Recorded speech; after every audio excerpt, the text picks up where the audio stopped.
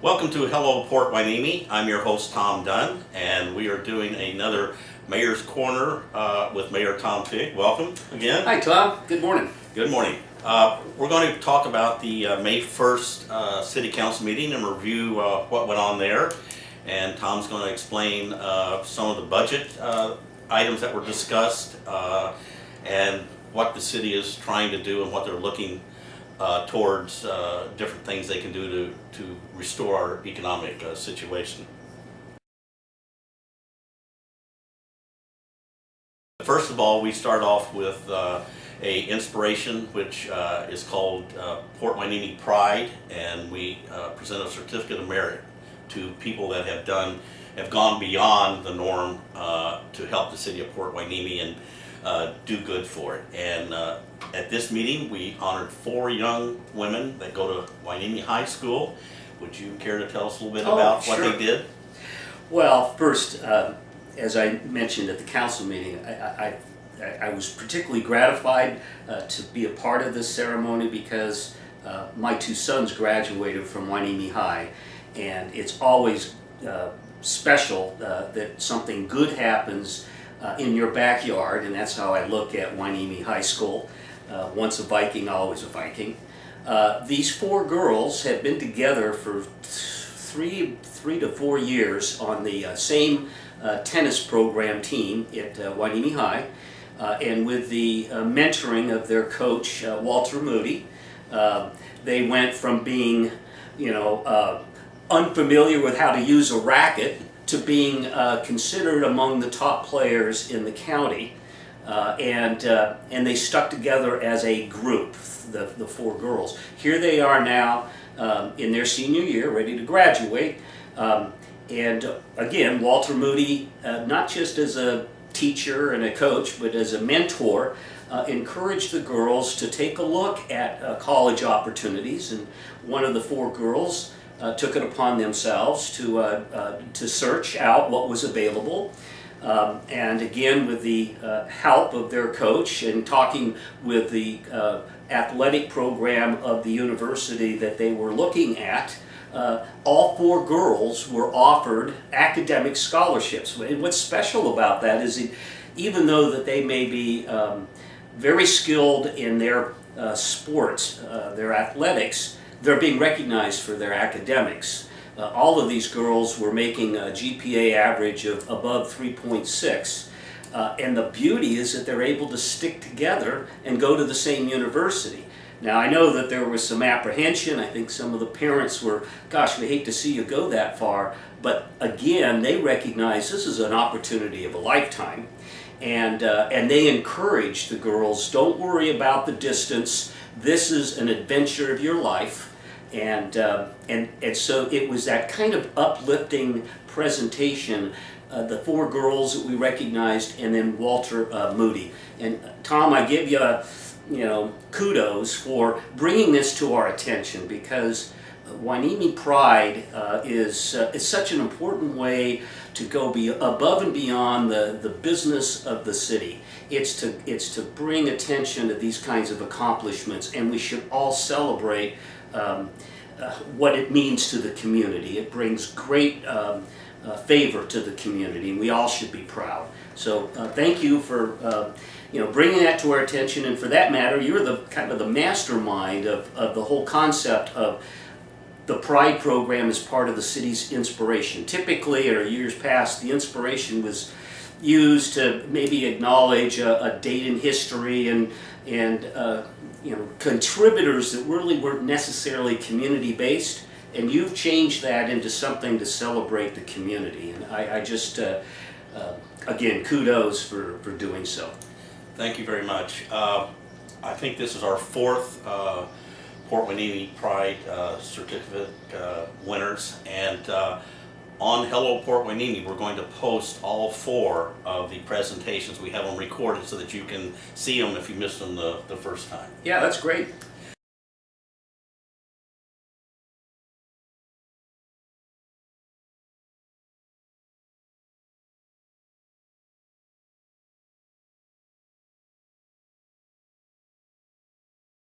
Okay, let's talk about the city council meeting, and one of my favorite things, let's talk about the mid-year budget.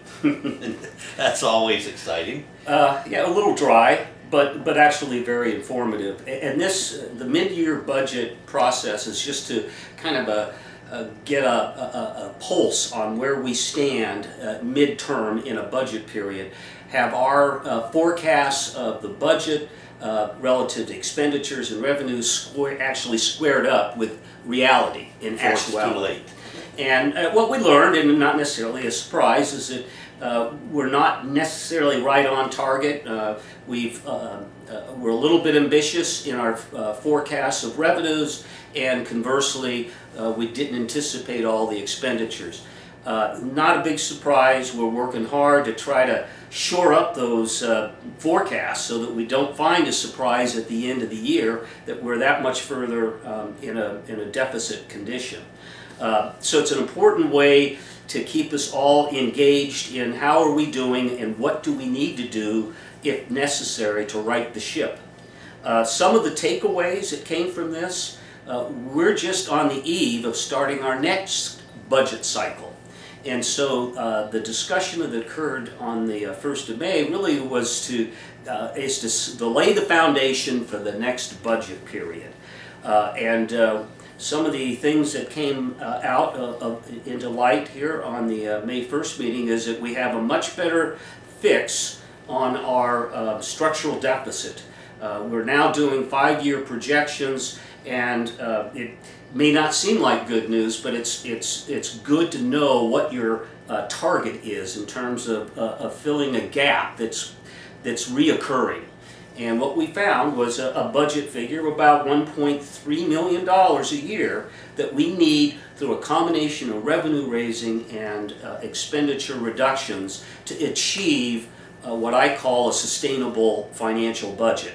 And so it's a challenge, but it's good that we're starting to get down to that level and we have an understanding of what our true challenge is. So that was an important takeaway. Now this is, the new budget comes out July 1st, and I think this is the first time that you've gone to a 2-year budget projection?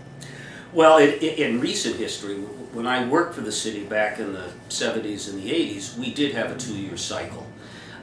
And I can't tell you why that then morphed back to a single year cycle, but there's now a desire to return to a 2-year cycle. There's a lot more cost savings administratively, so you don't have to regenerate these numbers and have to go through these presentations and expend a lot of time and resources when that can be accomplished through a 2-year budget rather than a single-year budget. That doesn't mean that we won't be having periodic reviews of that budget and adjusting it as necessary. But yes, this is the first time in a number of years that we're going to a 2-year cycle.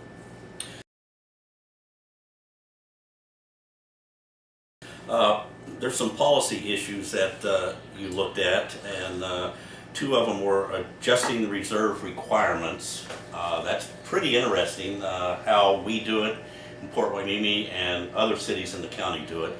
And then also the question of outsourcing some municipal services, which may have a savings or not. That's what the council, I think, is starting to look at in that aspect. Could you tell us a little bit about these 2 issues? Yeah, let's talk about the reserve policy. The purpose of a reserve is for economic uncertainties, meaning that if a catastrophe was to occur, and a good example was the beach erosion, in which the city had to swallow $2 million of expenses, and that's above and beyond the grant monies the city received from the state and the federal government.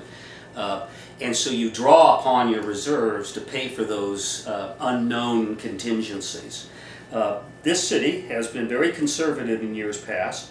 The norm in municipal government, at least in California, is a 2-month reserve fund, and that means 2 months of expenditures you have in your budget. You ought to have 2 months coverage For the year. For the year, correct. This city has taken a much more conservative approach and has between 6 and 8 months of coverage.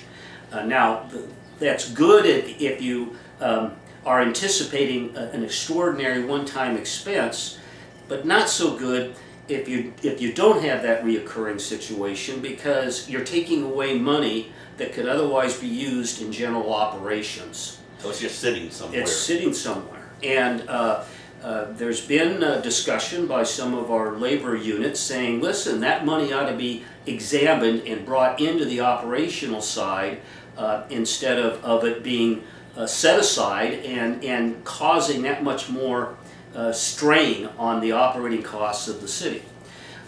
Very legitimate concern.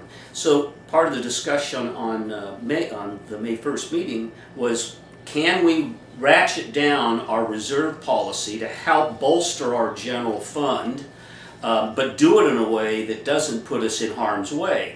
And what the council jointly decided on was a 3-month reserve rather than a 6 to 8 month reserve.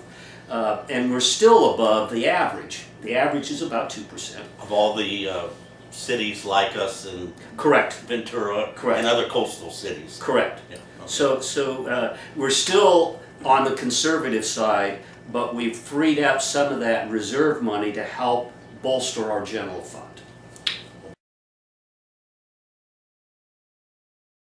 We're disadvantaged by our location, by our modest demographics, and then we got some added challenges. We have a Navy base.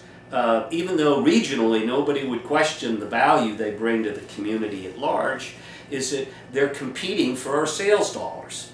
They're a non-tax-paying entity, that is property taxes, and yet our facilities are still being used by those that live on the base. So again, we have this market problem in that we are so separated and isolated with demographics that don't really, they're not necessarily favorable, and then what little opportunity we have to cultivate traditional sources of revenue, sales taxes, property taxes, is affected by the presence of the Navy. So that's one of the things that makes cannabis so attractive to the city from a revenue point of view, is that it's an emerging industry. It's not dependent on those traditional marketing parameters of location, location, location. And we have the opportunity to get out in front of the emerging industry, because right now most of the communities in Ventura County are kind of taking a wait and see. They're sitting on the sidelines and waiting for others to kind of take the initiative. Well, in this case, it's Hueneme. Just this, I think it was last Friday, I'm glad to see the state is getting involved much more in setting up a couple bureaus to see that the regulations and regulatory statutes are pretty much standard throughout California in the coming future. Well, it's a combination, and I should have clarified at the beginning. The ordinance that we're processing at present is for medicinal marijuana, and that means it's really limited to a particular target audience, which is those with medical conditions that are properly licensed to receive a cannabis product to assist in their recovery or pain control. So that's what this ordinance does. Now, Prop 64 was approved in November of last year, and that's recreational, adult recreational use. This ordinance is not addressing Prop 64 because that doesn't become really effective until the early part of next year. So what you're seeing at the state level is a desire to reconcile the regulations that pertain to medicinal purposes versus recreational. And it's smart that they're doing that in advance of the law becoming effective in January of next year for recreational purposes. We'll continue to have to track that process. We'll have to update our ordinance to accommodate recreational, and I think by getting out in front of the process, we'll be well positioned to transition from medicinal to recreational. Well, I really want to thank you for talking about the probably two most important things the city faces. One is the budget, and two is how to increase revenue. And the cannabis market is one I think they'll do very well, and that you can explain it to the citizens, and we'll do it as often as we can. Thank you again Oh, for, absolutely. for My doing pleasure. that. And thank you guys for watching the Mayor's Corner, and we'll have another issue on this in about 2 weeks. Thank you. Thank you.